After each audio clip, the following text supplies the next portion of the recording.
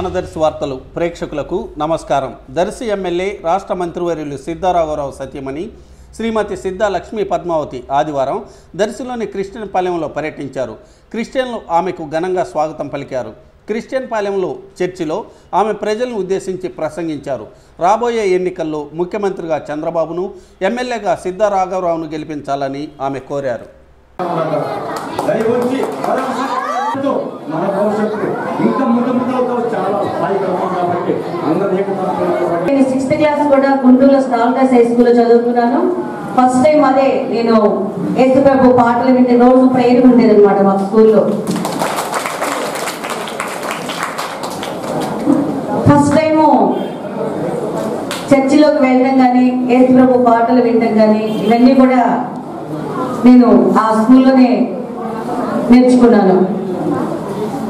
తర్వాత కూడా ఎక్కడికైనా వెళ్ళినా కూడా యేసుప్రభు పాటలు ఒక ఆదివారం కూడా పెట్టుకుంటారు మీరు అందరూ కూడా, మీ క్రిస్టియన్స్ అందరూ కూడా ప్రార్థన. అవి ఎక్కడన్నా కూడా జరుగుతూ ఉంటే ఆ పాటలు చెవులు వినిపిస్తే కనుక అలాగా వచ్చేస్తుంది నోట్లో నుంచి, అదొక శబ్దంలాగా ఆ పాట ఆ ఉత్సాహం వచ్చేస్తుంది అనమాట. అలాంటిది అప్పటి నుంచి నేను కూడా చర్చిల దగ్గరికి వెళ్తుంటాను. ఏది ఎక్కడికి వెళ్ళకూడదనే నియమం మటుకు లేదమ్మా. అందరూ ఒకటి, భగవంతుడు అందరికీ ఒకటే కాదే వివిధ రూపాల్లో మనం అందరం భగవంతుని కొలుస్తూ ఉంటాము. అలాంటిది మీరందరూ కూడా ఈ క్రిస్టియన్ కాలేజీలో ఎన్నో అభివృద్ధి కార్యక్రమాలు జరిగాయని కూడా పెద్దలందరూ కూడా చెప్తున్నారు. పోయినసారి ఎన్నికల ప్రచారానికి ఇక్కడ నేను ప్రతి ఇంటికి వచ్చానమ్మా. మరి మీ అందరికీ గుర్తున్నానో లేదో, ఏమో గుర్తున్నానా? ప్రతి ఇంటికి వచ్చాను నేను. మీ అందరూ కూడా చక్కగా ఆదరించారు, ఆహ్వానించారు. అలా ఆహ్వానించి మీ అభిమానాన్ని, మీ ఆశీస్సుల్ని మా కుటుంబానికి మన సిద్ధారాఘవరావు గారికి ఇచ్చి మీ అందరూ కూడా ఎమ్మెల్యేగా గెలిపించడం జరిగింది. అలాగే మన ముఖ్యమంత్రి నారా చంద్రబాబు నాయుడు గారు కూడా తన అభిమానాన్ని సారికి మంత్రి పదవి ఇచ్చి చాలా అభిమానించారు. దాంతో మీకు చేసిన వాగ్దానాలన్నిటికన్నా కూడా ఇంకా ఎక్కువ పదవి నెరవేర్చారు. మాటలు చెప్పడం కాదు, చేతల రూపేటల్లో చూపించడం అనే ఒక సందేశం. రాఘవరావు గారి మనసు కూడా ఎప్పుడు అలానే ఉంటుంది. ఫస్ట్ నుంచి కూడా మాటలు ఎక్కువగా చెప్పేసి చేసే పనులు తక్కువగా ఫస్ట్ నుంచి కూడా చేయరు. మాటలు తక్కువ చెప్తారు, పని ఎక్కువ చేసి చూపిస్తారు. అలాంటి వ్యక్తిని ప్రతి ఒక్కరు కూడా అభిమానిస్తారు, ఆదరిస్తారు, ప్రేమిస్తారు. అలానే ఇక్కడ దర్శి నియోజకవర్గం ప్రజలందరూ కూడా ఆదరించారు. ఎలక్షన్ ముందే 2 సంవత్సరాల ముందే సారు చంద్రబాబు నాయుడు గారు పిలిచి మీ దర్శి నియోజకవర్గం చూసుకోవాల్సి రాఘవరావు గారు అక్కడ కొంచెం ఇబ్బందిగా ఉంది అని చెప్పడంతో అప్పటికి సార్కి ఇంకా 2 సంవత్సరాలు ఎమ్మెల్సీ పదవి ఉందమ్మా. అది మీలో తక్కువ మనకు తెలుసు, మన నాయకులందరికీ కూడా తెలుసు ఆ విషయం. 2 సంవత్సరాలు ఎమ్మెల్సీ పదవి ఉన్నా కూడా ఎందుకు వచ్చారంటే, నాకెందుకు ఇంకా 2 సంవత్సరాలు పదవి ఉంది కదా, ఇప్పుడే నేను ఎందుకు వెళ్తాము అని ఆలోచించలేదు ఆయన. చంద్రబాబు నాయుడు గారు చెప్పడంతో ఎమ్మటే దర్శి నియోజకవర్గానికి వచ్చేసారు. వచ్చేసి 2 సంవత్సరాలు కూడా 5 మండలాల్లో ప్రతి గ్రామం కూడా తిరిగారు. ప్రతి గ్రామం తిరిగారు. ఎక్కడ ఏ సమస్యలు ఉన్నాయో, ఎక్కడ ఏ అవసరాలు ఉన్నాయో కూడా అవన్నీ తెలుసుకోవడం కూడా జరిగింది. అప్పట్లోనే కొన్ని చోట్ల బోరింగులు వేయించడం సొంత నిధులతోటి, మా సొంత నిధులతోటి బోరింగులు వేయించడం, కొన్ని చోట్ల రోడ్లు వేయించడం, ఆరోగ్యం బాగలేని వాళ్ళకి వాళ్ళకి సహాయ సహకారాలు ఇచ్చడం, అలానే వాళ్ళ పిల్లల చదువులకు కానీ ఇంకే రూపాయన సహాయ సహకారాలు కూడా బాగా అందించారని కూడా నాకు తెలియదు. పోయిన ఎన్నికల్లో నేను ప్రచారానికి వెళ్ళినప్పుడు ఆ గ్రామంలో ప్రజలే చెప్తున్నారు, ఈ విధంగా మేము సార్ వల్ల లబ్ధి పొందామమ్మా, ఇది మాకు ఇది ఈ విధంగా మాకు నీళ్ళు లేకపోతే మాకు బోరింగ్ వేయించారు, ఇక్కడ అసలు రోడ్డు అసలు బాగుండేది కాదు, మాకు ఇక్కడ రోడ్డు వేయించారు. ఇలా వాళ్ళు చెప్తా ఉంటే ఒక్కొక్కరు వాళ్ళ అభిమానాన్ని సంతోషంగా చెప్పడం జరిగింది. ఆయన ఎమ్మెల్యేగా రాకముందే ఇన్ని పనులు ఇంత సహాయం చేశారు మాకు, రేపు ఎమ్మెల్యేగా మేమందరం గెలిపించుకుంటే ఇంకా ఎంత అభివృద్ధి చేసి మాకు ఇంకా ఎన్ని పనులు చేస్తారో అని చాలా వాళ్ళకి అంట కూడా జరిగిందమ్మా. నిజంగానే వాళ్ళందరూ ప్రేమాభిమానాలు చూపించి చక్కగా సాధి గెలిపించారు. వెళ్ళిన చోట ప్రతి ఒక్క మహిళ అడిగింది ఏంటంటే రోడ్డు అడిగారు నడవటానికి. మరి అంతకుముందు మీకు ఇక్కడ రోడ్డు ఎలా ఉండేదమ్మా? మట్టి రోడ్డు ఉండేదా, సిమెంట్ రోడ్డు ఉండేదా, తార్ రోడ్డు ఉండేదా 5 సంవత్సరాల క్రితం మీకు? అమ్మా చెప్పాలి, అమ్మా చెప్పండి మీరు. అమ్మా మట్టి రోడ్డు ఉండేది. వర్షం వస్తే ఎలా ఉండేదమ్మా మీ రోడ్డు? అమ్మా పొద్దుగా ఉండేది. నడవడానికి చికాకు ఉండేది కదా మీ అందరికీ. ఫోన్లే మీ అమ్మోడు చెప్పేది మీరు చెప్తున్నారు చక్కగా. వాళ్ళు ఏంటో సిగ్గుపడుతున్నారు చేసిన పనులు చెప్పడానికి కూడా. ఏమ్మా అసలు మీరందరూ ఎంత బాగా మాట్లాడతారు అనుకున్నా నేనైతే. మీరందరూ ఏంటి మౌనంగా ఉంటున్నారు? మన మహిళలు చక్కగా మాట్లాడాలి, ముందుకు రావాలి, చక్కగా ఉన్నది చెప్పండి, లేని చెప్పని కాదు. నిజంగా రాత్రి ఇక్కడికి శివాజీ నగర్ వెళ్ళామమ్మా. మీలాగా పిల్లలు అసలు ఎంత ఉత్సాహం ఉన్నారు తెలుసా? మీకు తెలుసా అసలు? చెప్పారు ఎవరైనా? ఇట్లానే ముందు కూర్చున్నారు ఎంతమంది పిల్లలు. మీలానే ఉత్సాహంగా అరుపులు కేకలు, మాట్లాడితే జై సీతారామరావు గారు ఇదే కూడా. మీకేం తెలుసు అంటే మాకేం తెలుసు, మాకు పార్క్ కట్టిస్తారని చెప్తున్నారు వాళ్ళు. పార్క్ పోయించారు మీరందరూ? వెళ్ళొచ్చారా? బాగుందా? నచ్చిందా? ఎంత బాగా నచ్చింది? చాలా బాగా నచ్చిందా? ఇంతవరకు ఎప్పుడైనా చూసారు మీరు అలాంటి పార్కు? ఏమ్మా నో ఇంతవరకు అలాంటి పార్కు.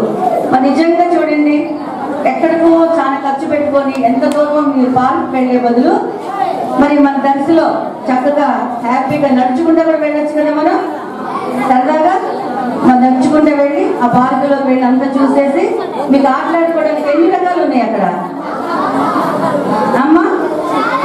చాలా ఉన్నాయి. ఎప్పుడైనా చూసారా అన్ని రకాలు ఆటలాడుకునే మీరు? ఉన్నాయి కదా, ఆడుకుంటారు వెళ్ళినప్పుడల్లా. ఆదివారం వెళ్తుందా? 2 రోజులు కూడా వెళ్తున్నారా? ఇవాళ వెళ్ళలేదా? నేను వస్తున్నాను కదా. ఈ రేపు వారం ఇవాళ టైము, రేపు వారం టైం కూడా 2 కలిపి ఒక 2 గంటలు ఎక్స్ట్రా ఆడుకోండి.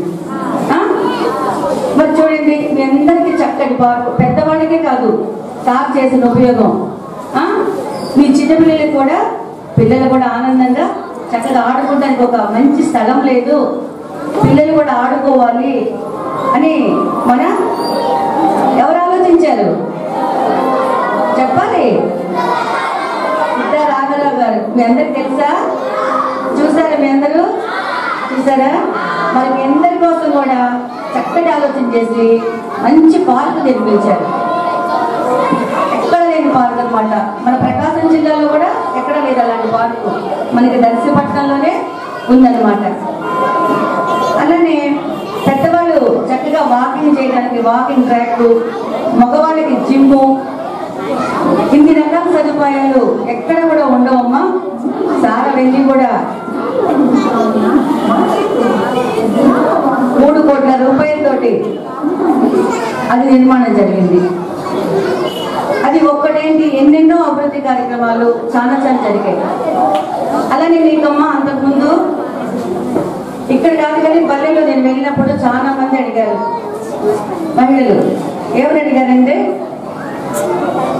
అమ్మ మేము పెళ్ళయి 25 ఏళ్ళు అవుతుంది, 30 ఏళ్ళు అవుతుంది ఈ ఊరికి వచ్చి, కానీ ఇంత మటుకి రోడ్డు అనేది లేదు, కరెంట్ ఉండదు ఇక్కడ సరిగ్గాను, నీళ్లు ఉండవు సరిగ్గా, నడవడానికి రోడ్డు ఉండదమ్మా, వర్షం పడితే మేము చీర కుర్చీళ్ళు బయట ఎక్కువ పెట్టుకొని నీళ్లు తెచ్చుకోవడానికి వెళ్ళాలి, మాకైతే చాలా సిగ్గుగా ఉందని అలా వెళ్ళడానికి మాకు తప్పకుండా మాకు రోడ్డు వేయించాలి, సార్ని మేమందరం గెలిపిస్తాము, మాకు రోడ్డు వేయించాలి అని అడిగారు.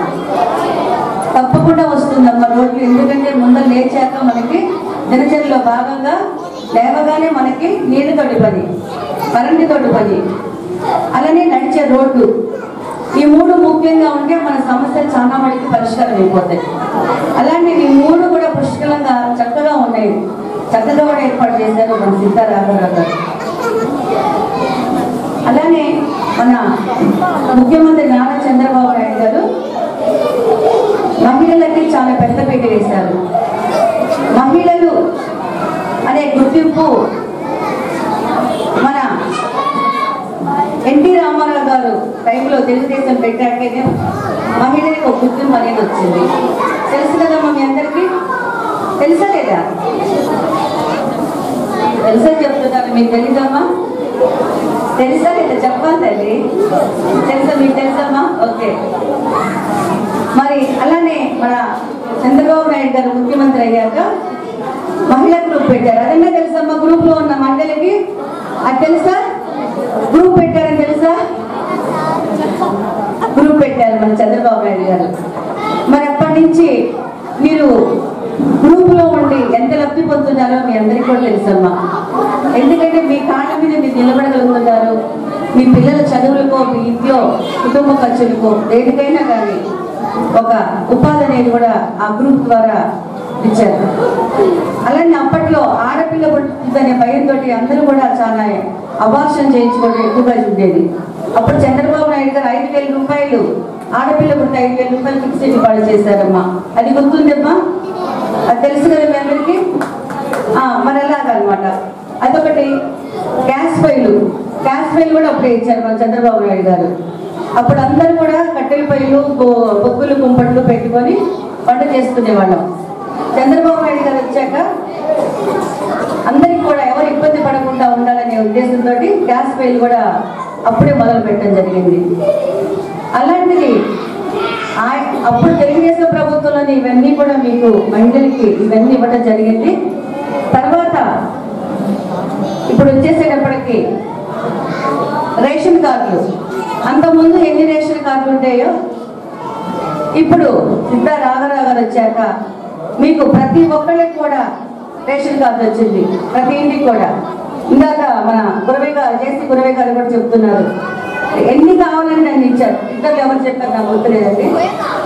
మీ ఇద్దరు ఎవరు చెప్పారో గుర్తులేదు. ఎన్ని రేషన్ కార్డులు కావాలంటే అన్ని రేషన్ కార్డులు సార్ ఇప్పించారు మనకి అని అన్నారు. అలానే పెన్షన్స్ కూడా ఎన్నడీ దాన్ని అడగకుండా, కాదు అనకుండా ఇచ్చారని కూడా వాడు చెప్తున్నారు. మరి అంతకుముందు పెన్షన్స్ అందరికీ ఇచ్చేవాళ్ళు కాదమ్మా, అందరికీ ఇచ్చేవాళ్ళు కాదు.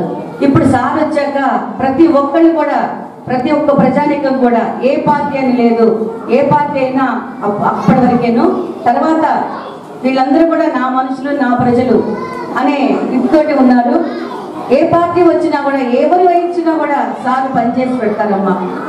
అది మీ అందరికీ తెలుసు, మీ నాయకులందరికీ కూడా తెలుసు సారు ఎట్లా చేసి పెడతారు అనేది.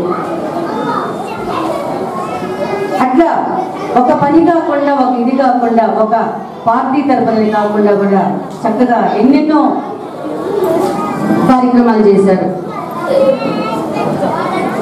అలానే పెన్షన్ వచ్చేసేటప్పటికి 200 రూపాయలు చంద్రబాబు నాయుడు గారు వచ్చాక 1000 రూపాయలు చేశారు. మీ అందరికీ ప్రతి ఒక్కరికి కూడా తెలుసు. అలానే ఇటీవల కాలంలో అది కాస్త 2000 రూపాయలు చేయడం జరిగింది. అమ్మ వృద్ధులు ఉన్నారు ఎవరైనా ఇక్కడ? పెన్షన్ తీసుకునే వాళ్ళు ఉన్నారా? ఉన్నారా? వెళ్ళిపోయారా? చెప్పాలి. ఉన్నారా? ఎవరన్నా ఉన్నావమ్మా? ఉన్నారు కదా. మరి వాళ్ళందరికీ 2000 రూపాయలు అంటే ఒక మాటలు కాదు, వాళ్ళకి చాలా ఉపయోగకరంగా కూడా ఉంటుంది. మా ఇంట్లో పిల్లలు పని చేసుకొచ్చి ఒక 500 రూపాయలు ఇవ్వాలంటే వాళ్ళకి చాలా ఇబ్బందికరంగా ఉంటుంది. అంటే ఇవ్వలేని పరిస్థితిలో ఉన్న వాళ్ళందరి గురించి నేను చెప్తుంది. అలాంటిది 2000 రూపాయలు అంటే వాళ్ళకి చాలా చక్కగా ఉంటుంది. మీరందరూ కూడా గుర్తుపెట్టుకోవాలమ్మా, చంద్రబాబు నాయుడు గారు మీకు ఒక పెద్ద కొడుకులాగా పెన్షన్ ఇచ్చినప్పుడు మీరందరూ కూడా మీ బిడ్డల్లాగా అభిమానించి ఆయనకి రేపు కూడా మళ్ళీ మనందరం ఓట్లు వేసి ముఖ్యమంత్రిగా నిలబెట్టారు అక్కడ. అలా కాకుండా ఒంటరి మహిళకి ఏ ప్రభుత్వంలో కూడా చేయూతనివ్వలేదు ఎవరు కూడా. మన ముఖ్యమంత్రి గారు చాలా చక్కటి ఆలోచన చేసి ఒంటరి మహిళ కూడా, నిజంగా ఒంటరి మహిళ ఆవిడ, తను కూడా తన కాళ్ళ మీద నిలబడగలగాలి, తనకి బిడ్డలు ఉంటారు, వాళ్ళని పోషించుకోవాలి అనే ఆలోచనతో తనకు కూడా 2,000 రూపాయలు పెన్షన్ పెట్టడం జరిగింది. మరి ఏ ప్రభుత్వంలో ఎవరు చేశారు ఇలాంటి ఇన్ని కార్యక్రమాలు, ఇన్ని మంచి పనులు, ఇన్ని మీరందరూ కూడా లబ్ధి పొందే విషయాలు. ఇంకా మీలో పెళ్లిళ్ళు చేసుకుంటే 40,000 50,000 మీరు పెళ్లి ఖర్చులకు ఇస్తున్నారు. చంద్రబాబు నాయుడు గారు చక్కగా బట్టలు ఇచ్చి పంపించి, చెక్ ఇచ్చి పంపిస్తున్నారు. ఈ విధంగా ఏ ప్రభుత్వంలో ఎవరు చేశారో ఒక్కసారి మీరు గుర్తు తెచ్చుకోండి. ప్రతిదీ మీకు తెలుసు, ప్రతి విషయాలు కూడా ప్రతి ఒక్కరికి తెలుసు. మీరందరూ కూడా చక్కగా మనస్ఫూర్తిగా ఆలోచించండి. ఇంతటి లబ్ధి పొందాం మనం పొందినప్పుడు వాళ్ళకి మనం ఏ విధంగా సహాయ సహకారాలు అందించాలో కూడా మీరు ప్రతి ఒక్కరు గుర్తుంచుకోవాలి. మన ముఖ్యమంత్రి గారిని, మన చంద్రబాబు నాయుడు గారిని మళ్ళీ ముఖ్యమంత్రిగా చూడాలి. అలానే ఇక్కడ ఇంత అభివృద్ధి జరిగిన దర్శి నియోజకవర్గం ప్రజలందరూ కూడా మళ్ళీ మీ అభిమానాన్ని ఇచ్చి, మీ ఆశీస్సులు ఇచ్చి మళ్ళీ సిద్ధా రాఘరావు గారిని మీ అందరూ కూడా గెలిపించుకోవాలి. గెలిపించుకొని